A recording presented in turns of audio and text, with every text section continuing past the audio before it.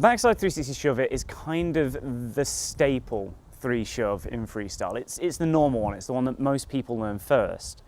But notice if you're coming into this from street skating, this is not going to be what you would call a 360 shove it. The biggest difference is we're not going off the tail, we're going off the nose. The reason for this is it's much easier to get lots of rotation without throwing the board sideways. It allows you to do this a lot cleaner and at speed without needing to pop, which is the other thing. This should never pop. You don't ever want the nose to touch the floor as you do this trick. That helps you do it faster and it helps you keep it cleaner. But it does mean, of course, you won't be able to do it downstairs. Not that we care about that. So this is your foot position for a 360 shove it. Notice my front foot is pointed straight forwards.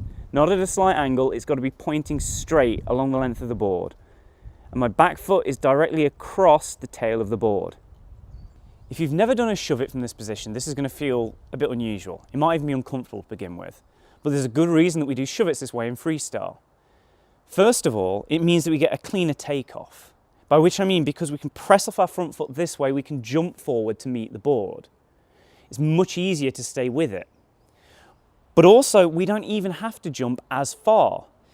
Because of the fact this front foot is pointed straight forward, we can use this to get a lot of the rotation. We do that by dipping our toes and flicking our ankle out. This means that the center of rotation is basically around those front wheels. Keeps it a lot cleaner. Obviously, the back foot can come into play as well. We can kick that back foot round. But because everything is spinning from this point, it's more likely to travel forwards.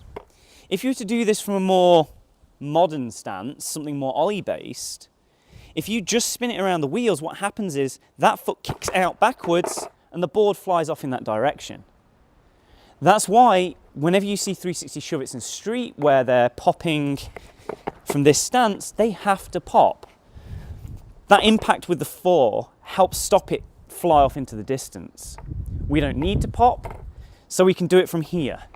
And that means we can get a lot more energy into it, we can get a lot bigger rotations, and it will still stay under us. In an attempt to prove this point, I'm now going to ride down this white line and do a 360 shove it from the freestyle stance. In theory, I shouldn't travel too far in either direction and should stay fairly close to this white line despite the fact the board's spinning beneath me.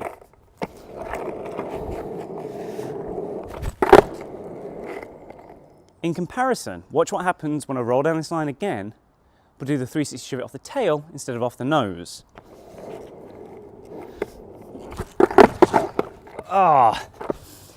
Not only did I have to travel a lot slower, but it was much harder to get the rotation.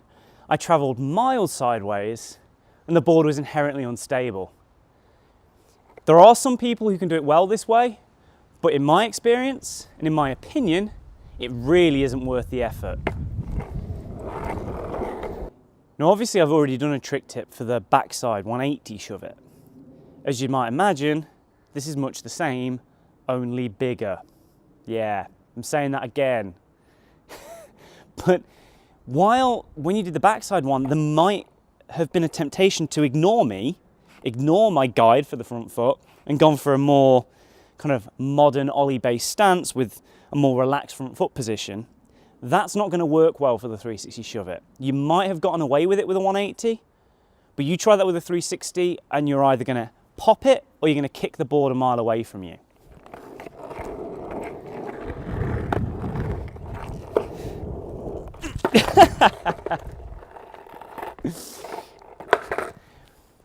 That isn't a clean takeoff. When you've got the amount of energy that you're looking at for a 360 shove it, you need that front foot as straight as it can be to get this as clean as possible.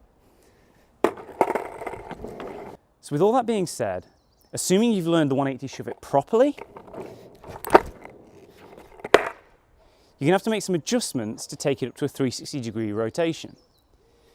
Now obviously, the first thing you're gonna have to do is kick it harder, but you don't wanna rely on using the back foot too much. As I said earlier, most of this trick is gonna come off the front foot, and with a bit of practice, you can do the whole trick using the front foot alone.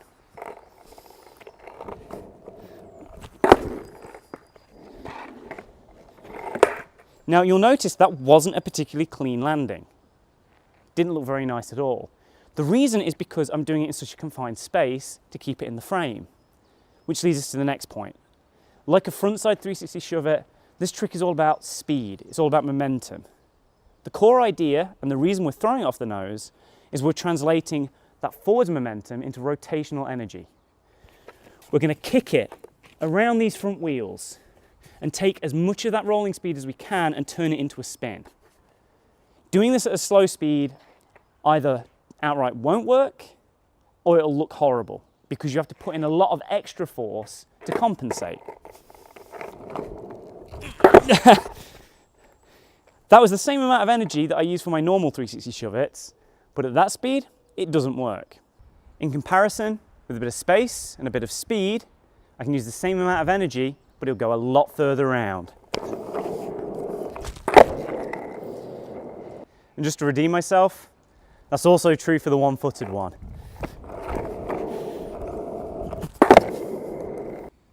You'll notice though that while the 1-foot one is possible, when I do a regular 360 shove-it, I'm still kicking back with my back foot slightly. Now that's because doing everything on 1 foot is hard. It's a lot more physical and it's a lot harder to get a clean jump. And that's the important bit. As I do this, as I'm pressing down and whipping out with that ankle, I have to press off my toes and I have to jump forward to meet the board. You've got to imagine that as the board spins, it's traveling forwards. It's pivoting around this point. Not the center of the board, it's not spinning right in the middle of it. It's spinning around the front of the board, which means that as it moves, it's going to travel forwards. And you have to jump forwards to meet it. If you jump straight up, you're going to shoot the board off in front of you and you're not going to be able to roll away from it. Also, because this trick rotates so cleanly, it doesn't spring off sideways, you only ever want to jump forwards to meet it. But that will all change if you start leaning with your upper body. If you lean forwards, as some people will do because they're trying to look at the board, you'll end up kicking the board out more behind you. Try and keep your body straight and central as you take off to avoid pushing the board one direction or the other.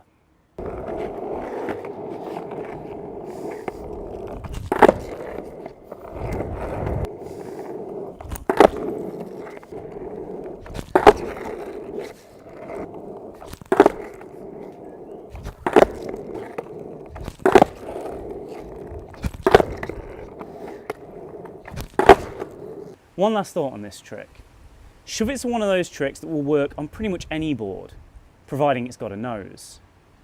But the design of the deck makes such a big difference over how good and how comfortable it feels. When I say that, most people will be thinking about length, and that's a big part of it. A longer board takes more energy to spin, and a shorter board, and we're talking like the late 80s, Kevin Harris or Tracker Flipside, kind of sub 27-inch boards, they spin so fast they can be difficult to catch. But the thing that no one takes into account, most people don't even think about, is the angle of the kick nose. I learned these on street boards, probably in the early 2000s, and I hated the way they felt. I didn't like them. It was only later I realized it's because that kick nose was so steep. It was designed for nollies and for getting more power, and that was forcing my front foot into a very unnatural position. And it never felt comfortable as a result. This trick came about when single kicks were all people had.